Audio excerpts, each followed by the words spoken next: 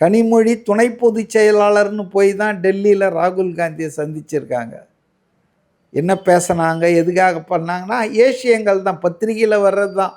இந்த கூட்டணி பற்றிய காங்கிரஸ் கட்சியின் கோரிக்கைக்கு ஸ்டாலின் பதில் சொல்லி அனுப்பிச்சிருக்காரு தங்கை மூலமாக.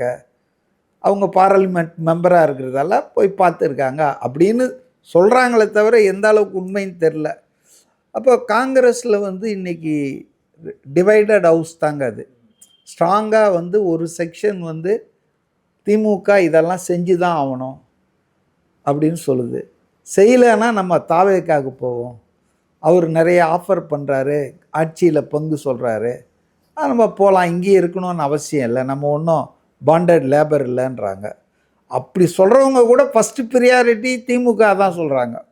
இன்னொரு கோஷ்டி செல்வ பெருந்தகை, சிதம்பரம் இவங்கெல்லாம் இல்லை நம்ம திமுகவில் எப்படி இருந்தாலும் நம்ம இருந்தாகணும், நம்ம அவ்வளோ சீக்கிரம் இதை விட்டு போகக்கூடாது, ட்ரஸ்டடு லாங் ஸ்டாண்டிங்காக நீண்ட காலமாக 9-10 வருஷமாக இருக்கிறோம், இந்தியா கூட்டணியில் முக்கியமான பங்கு வகிக்கிற கட்சி, அது சில சீட்டுகளுக்காக அதை விட்டுட்டு போக வேண்டியதில்லை அப்படின்ற மாதிரி சொல்கிறாங்க.